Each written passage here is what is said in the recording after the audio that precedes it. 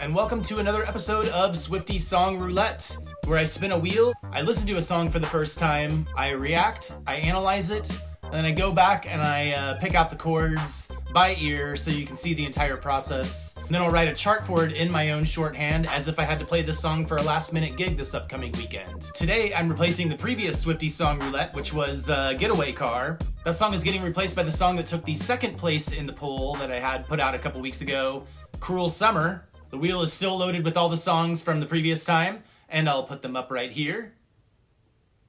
Now, before I spin the wheel today, I just wanted to point out that I will make chapters for this, so you can skip forward through any of the boring stuff and just go to whatever you want to see in this episode. Today, we're going to be, like I said, checking out the song, analyzing it. We're going to take a look at the lyrics. We're going to go back and listen for the key of the song, the chords, the arrangement, maybe any additional parts that stand out. And then I'll show you the final chart in my shorthand, so you can go back and play the chords at home or work it up for a gig or whatever. And then we're going to get into the Chiefs chat segment. And do we have a good one today? If you like what I do here, please do me a solid and go ahead and subscribe for more reaction learn by ear videos and other guitar and music educational content. So without any further ado, let's spin this wheel.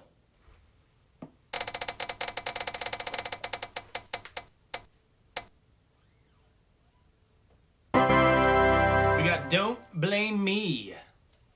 We're going in. All right, the song is off the Reputation studio album released in 2017, written by Taylor Swift and her producers Max Martin and Shellback, who just did The Life of a Showgirl, which that album was a total banger. I'm going to have to go back and listen to Reputation sometime, but let's go and check out this thing. Okay, this one's coming from Taylor Swift's official YouTube account. You know, I learned a lesson last week after spending hours editing that and getting it ready just to post it and it get blocked worldwide.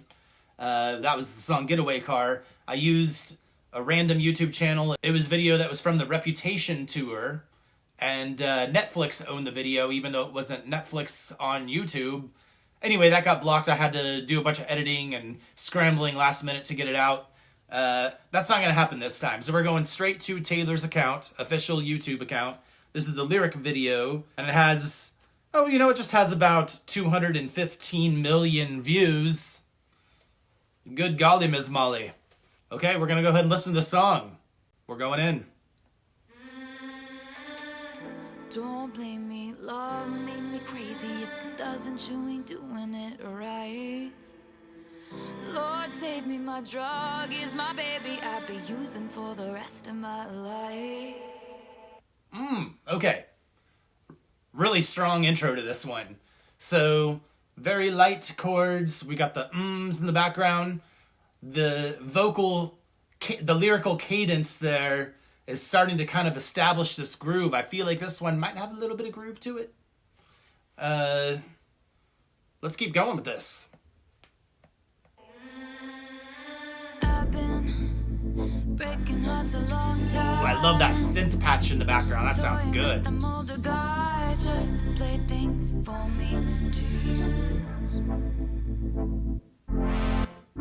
Something happened for the first time. Okay. Darkest little paradise shaking, pacing. I just need you.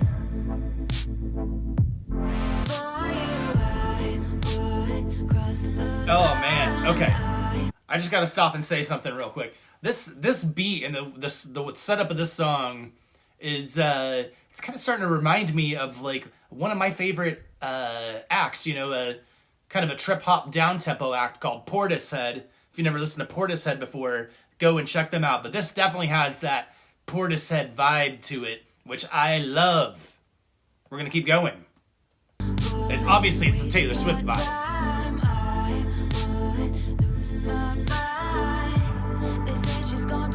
This time, don't blame me, love made me crazy. Oh yeah. If it doesn't, you ain't doing it right. Lord, save me, my drug is my baby. I'll be using for the rest of my life. Don't blame me, love made me crazy. If it doesn't, you ain't doing it right. Oh Lord, save me, my drug is my baby. I'll be using for the rest of my life. My name is whatever you Really, really good production on this song. I'm insane, but I'm your baby. Your baby. Echoes of your name inside my mind. Halo. Hiding my obsession. I once was poison ivy, but now I'm your daisy. Ooh, yeah. And baby, for you, I would fall from grace just to touch your face if you walk away. Oh. Okay, so yeah, there's kind of this call and response going on in the vocals. There's a lot of just random yet sparse instrumentation going on. You know, this is all synth-based stuff. You know, I have my measly little acoustic guitar here, but I could still pick out some bass lines and some chord structure. So, yes, we're gonna keep going. I really like this song. I beg you on my knees to stay. Don't blame me, love Yeah. made me crazy. If it doesn't, you ain't doing it right. Lord, save me, my drug is my baby. I'll be using for the rest of my life. Don't blame me, love made me crazy. If it doesn't, you ain't doing it right. Oh, Lord, save me, my drug is my baby. I'll be using for the rest of my life. I get so high, oh, every time you're loving me, you're loving me. Oh man, the bass, the synth bass in the background is 100% like, it's kind of like a dubstep synth patch. Wow, wow, wow, wow, wow, wow, wow, wow, wow, wow. I don't know if that's the exact rhythm with the arpeggiator going on there, but yeah, we're gonna go back and listen to these little things and see if we can pick out some of this instrumentation in here. Every time you're touching me, you're touching me. Ooh, drop. Every time you're loving me. Oh Lord, save me, my drug is my baby. I'll Ooh, be yeah. using for the rest of my life. Don't blame me. Yeah. Made me crazy. If it doesn't, you ain't doing it right. Lord, save me, my drug is my baby. I'll be using for the rest of my life. Don't blame me, love made me crazy. If it doesn't, you ain't doing it right. Such a good feel with this song. Is my baby. I'll be using for the rest. There's kind of this like almost gospel element to it. I mean, it definitely sounds like Taylor's multi-tracked and layered vocals going on in the background, but there's just a lot of little elements to this song.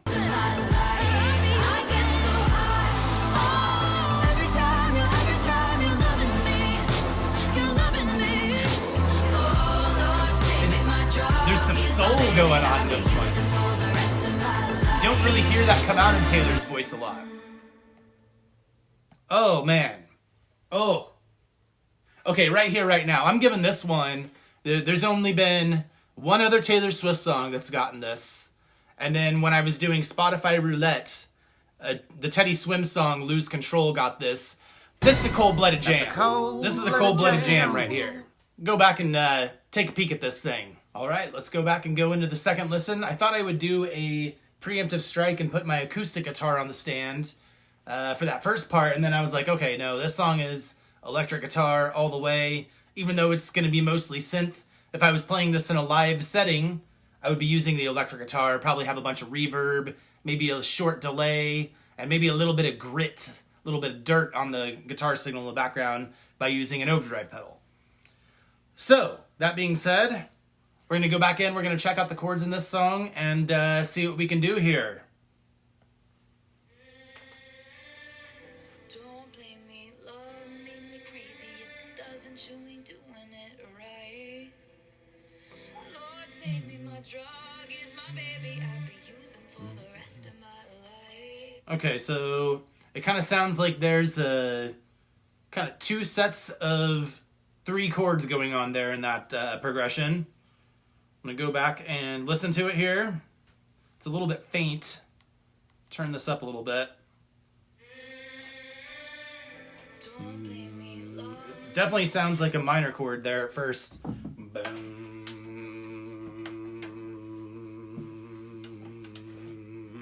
I'm holding the notes.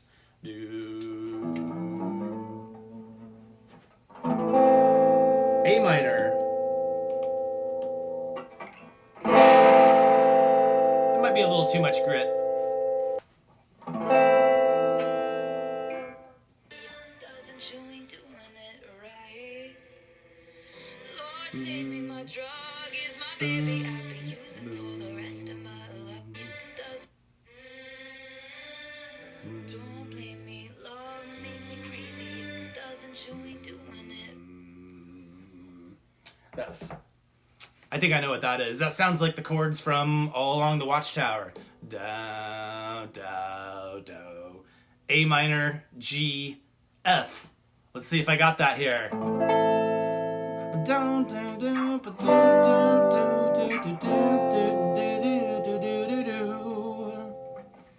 Okay. I'm gonna go back and listen to it this entire song with my earphones in. But yeah, just so I don't miss stuff.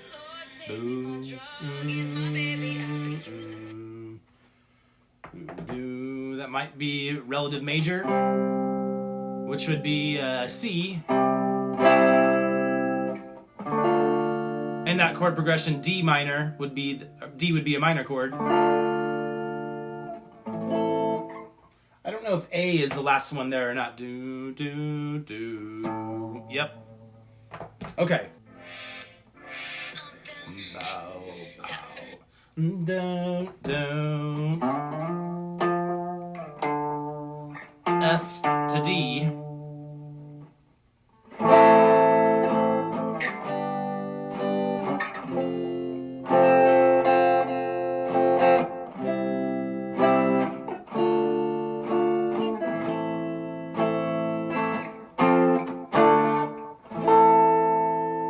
Something like that.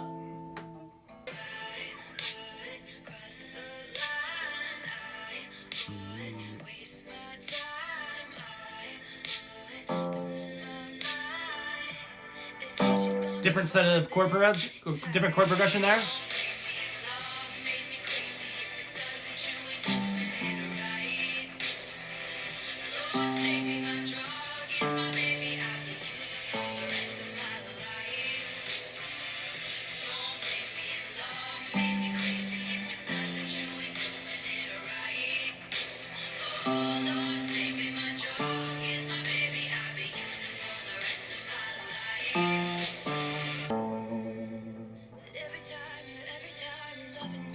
We'll break down there.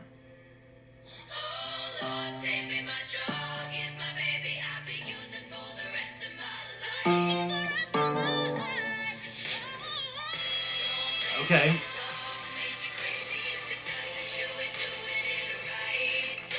Okay. So we kind of held on to there for a second, and the rhythm I think there's an extra measure added in there. When I go back and transcribe this thing, we'll find out. This is another country thing here.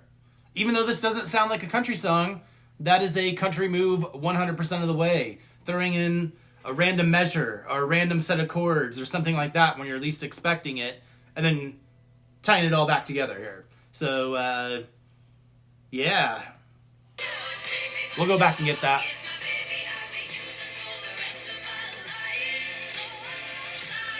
See if we can find this little breakdown bridge section here.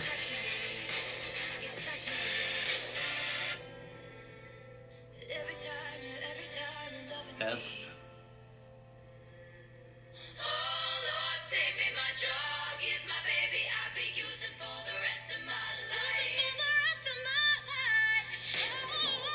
Yep. Just an extra measure in there.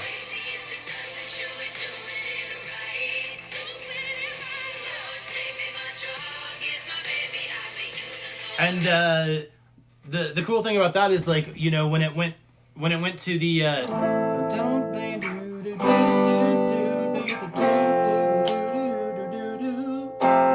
boom chords, and that's they're forming a C major chord in the background right there, simply a cappella.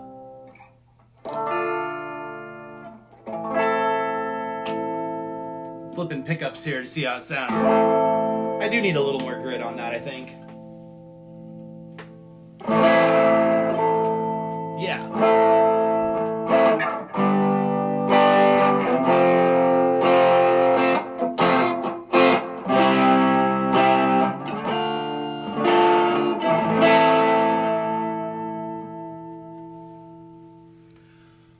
Oh yeah.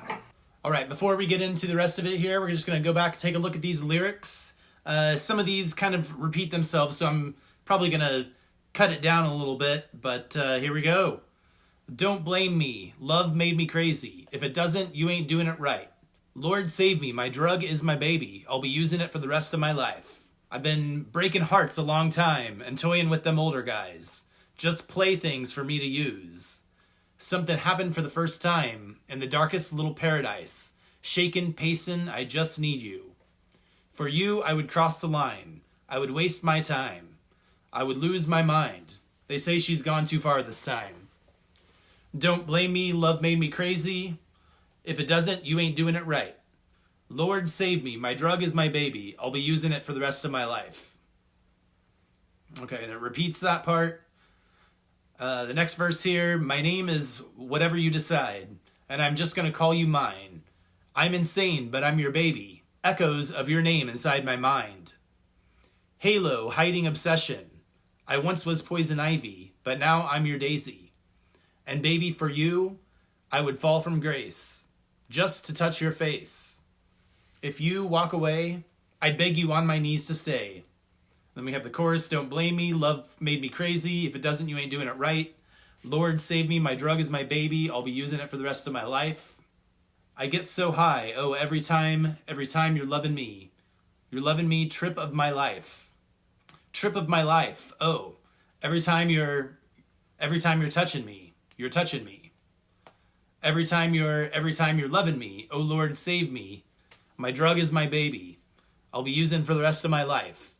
Don't blame me, love made me crazy. If it ain't, you ain't doing it right. Lord save me, my drug is my baby. I'll be using it for the rest of my life. And then it repeats that again, and then it goes back and repeats the, I get so high every time you're loving me. So yeah, this is kind of Taylor taking the angle of, you know, I'm the one who's the user. I'm the one who is not going to be used, compared to maybe some of her other songs where she did feel used by people and articulated that in her own manner. You know, as far as the message is concerned here, you know, it's metaphorical for, you know, taking the reins in a relationship. The lyrics in this one really may not be even the focal point of the song, such as, you know, like Right Where You Left Me or My Tears Ricochet, but she's still saying something here, you know, and she's coming at it from another angle, from the angle that, you know, I'm the one in charge here. I'm the one who's going to be playing this game. So, fun song. All right, so let's go ahead and take a look at these chords here in the song. There's basically 3 sections, really 2 sections. One of them is just kind of a variation of one of the sections. So first off, the song, I'm putting this in the key of C, even though this song is definitely A minor. C, the key of C is kind of the key center for this song, if you ask me. And I think that, you know, a lot of other musicians, when they chart stuff out, you know, they tend to do it based on whatever the major key is doing. That being said, this song's in the key of C, but it's basically going to be, you know, if I'm soloing on this one, I'm going to be doing, you know, A minor stuff. Because A minor is the relative minor to the key of C major. All right, so here we go. In the intro, you know, we have A minor, which you can also play down here. Then we have a G. Kind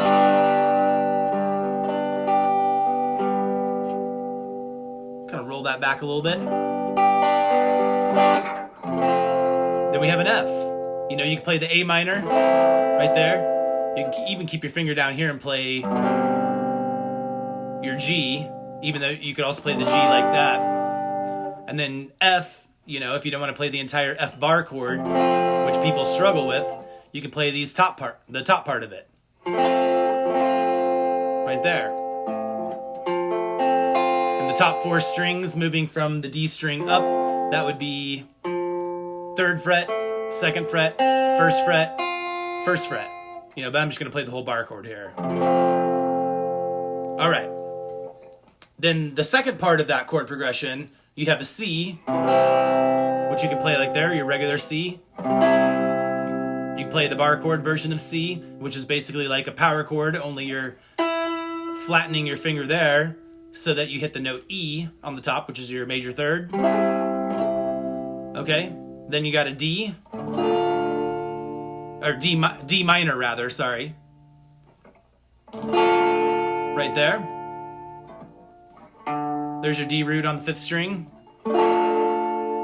You can also play your D minor down here.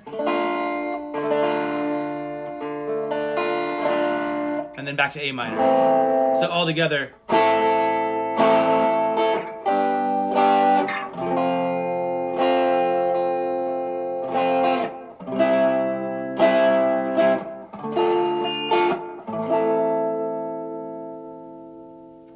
And then in the intro section, and this also goes for the bridge section, there's an extra 2 beats there. So this is like a 6/4 measure that's kind of wrapped around a bunch of 4/4 measures. So when I show you the chart here, I just kind of noted that as, drop the last 2 beats.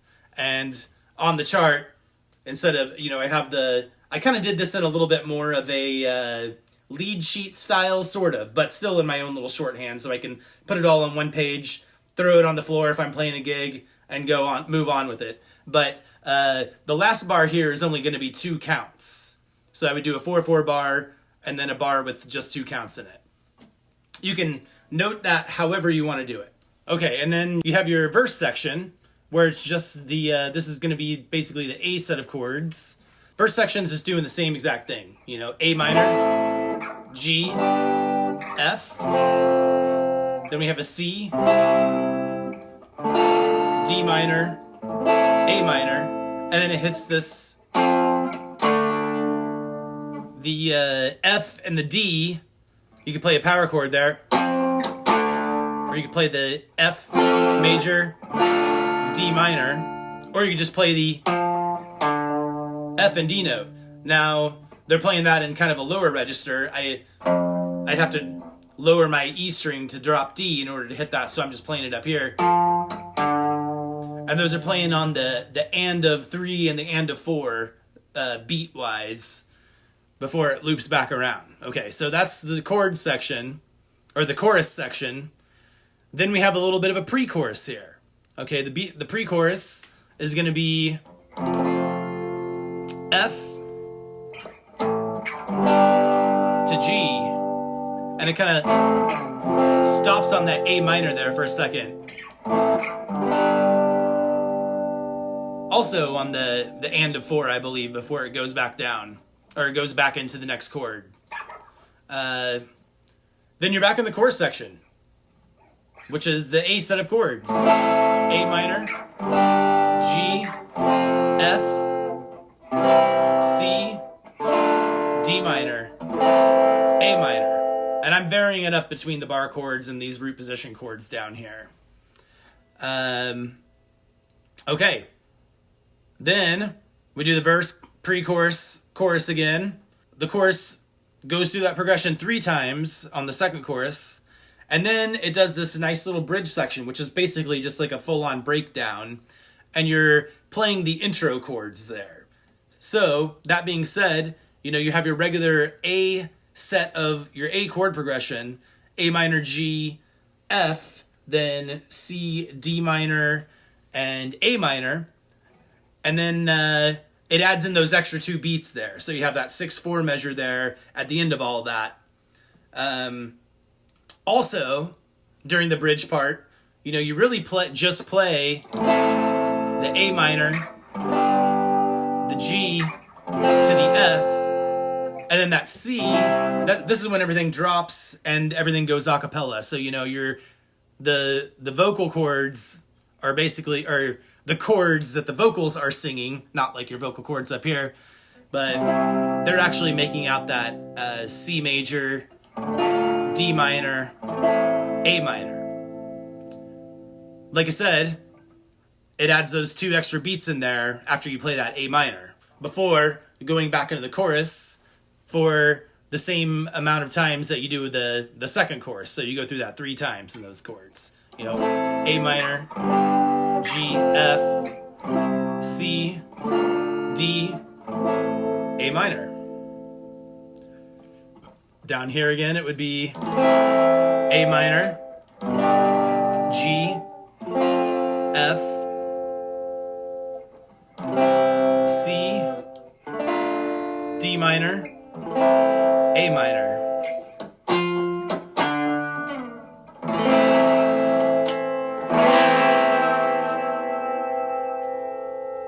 All right. That was a fun one. That was a good one.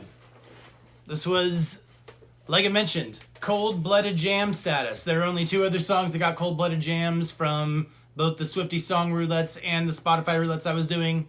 Teddy Swims' Lose Control. And then also, Right Where You Left Me. Even though that one doesn't have as much of a deep, soulful groove as this one, that song just really cut right through me. And I mean, it just really stuck with me. And it was a very unique one. So, yeah, that was Cold-Blooded Jam. Teddy Swims' Cold-Blooded Jam. And now, we got another Cold-Blooded Jam. Don't Blame Me by Taylor Swift. Now, you may be asking, what is all this stuff on the screen here? Well, I used a Sharpie, so it is a little bit sloppy, just so you can see it. And this is kind of a hybrid of what would be a lead sheet and then in my own shorthand. So really, there are only 3 different types of chord progressions of the song. 2 of them are almost exactly the same. So I labeled A1 and then A and B. So this A1 section, this is going to be the intro, and then this is also going to be the bridge section, the breakdown there toward the end of the song before the last chorus.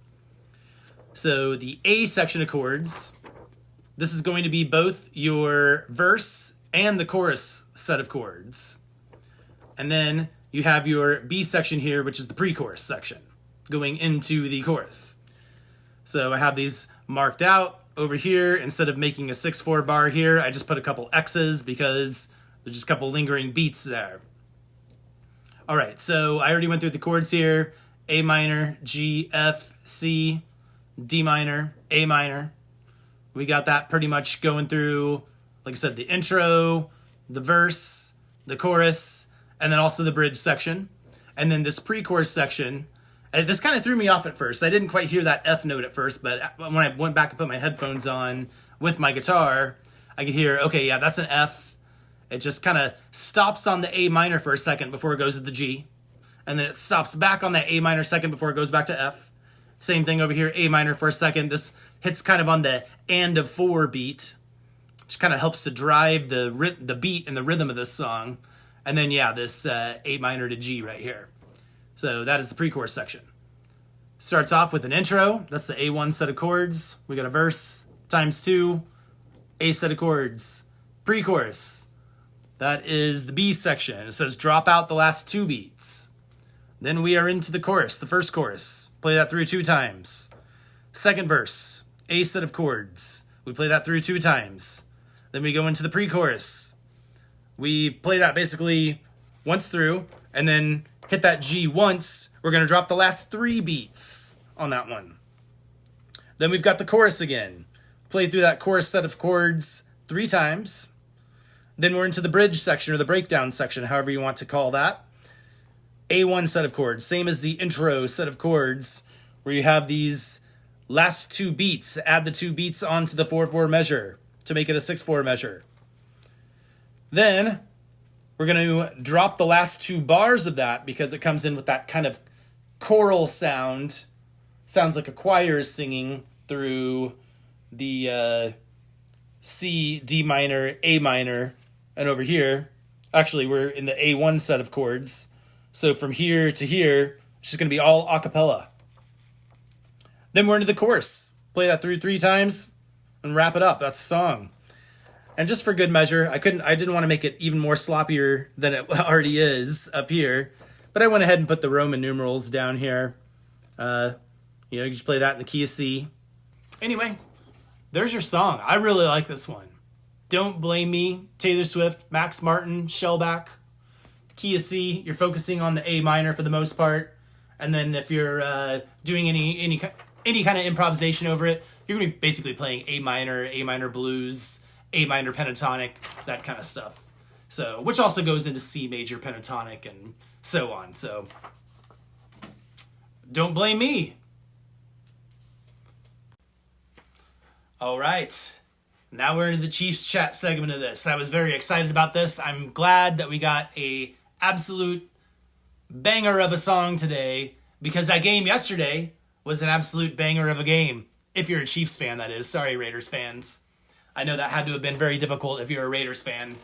But the Chiefs ended up winning that game 31-0. The Raiders didn't even score a single point in that game. That is what we consider a shutout. Doesn't happen very often in the NFL. And another thing that doesn't happen very often is I got to the end of this game. Well, first of all, it was just kind of, I noticed around halftime and stuff, I was like, man, this game's kind of flying by. One thing I noticed about this game, it ended, and I looked over at the clock, and it's 2:45. The game started at noon. So usually football games are about 3 hours, 15 minutes.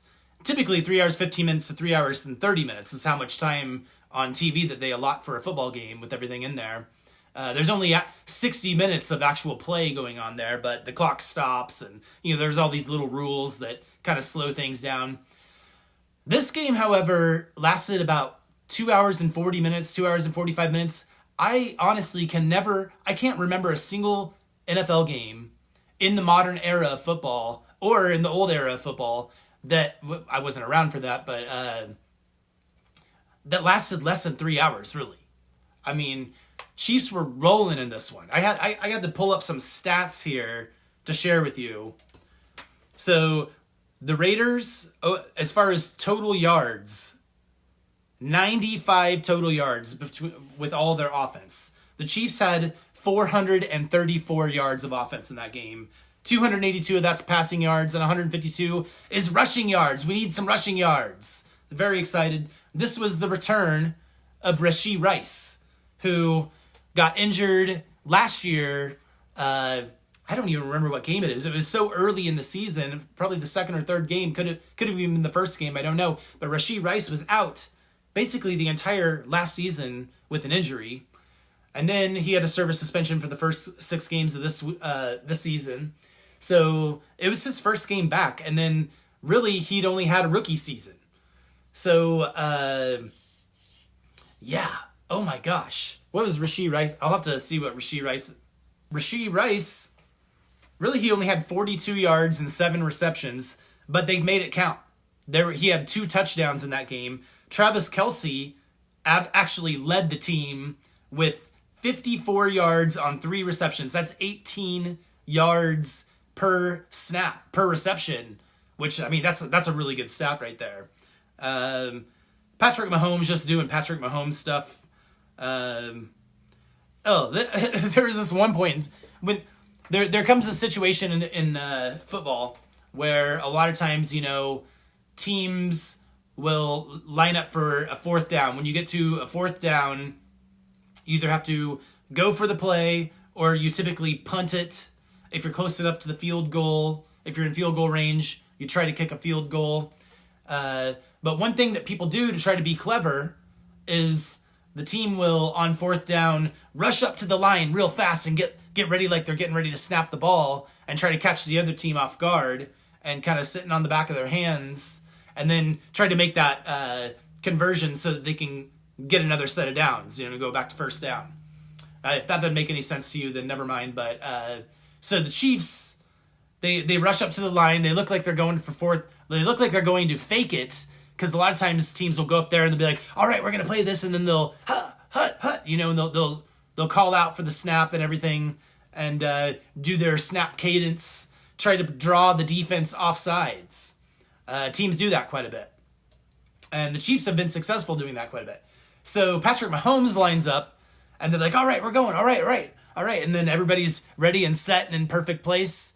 And then he's like, he drops a couple explicatives there. And he's like, okay, yeah, this play never works. And then boom, they snap it and got a 1st down out of it. I've never ever seen that before in my life. I don't know if that was a Patrick Mahomes play or if that was an Andy Reid play, because Andy Reid is an offensive genius like that.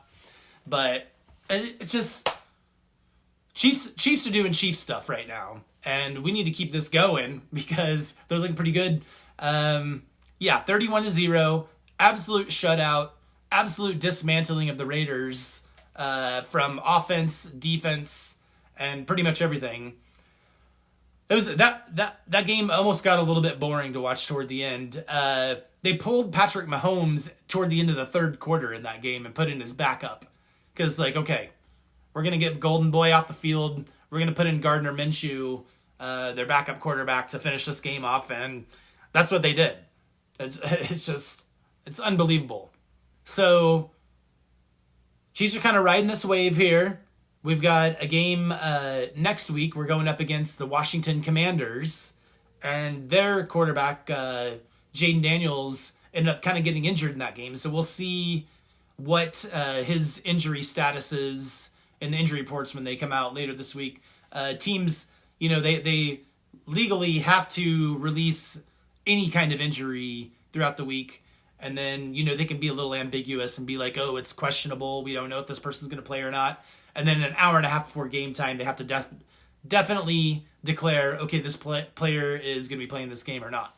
So we'll see what happens with the injury report with the quarterback, with the Commanders quarterback Daniels here as the week progresses. They're a really good team. They're a very young team, and they had a great season last year. And we'll see how it goes. They're in the NFC. Chiefs are in the AFC.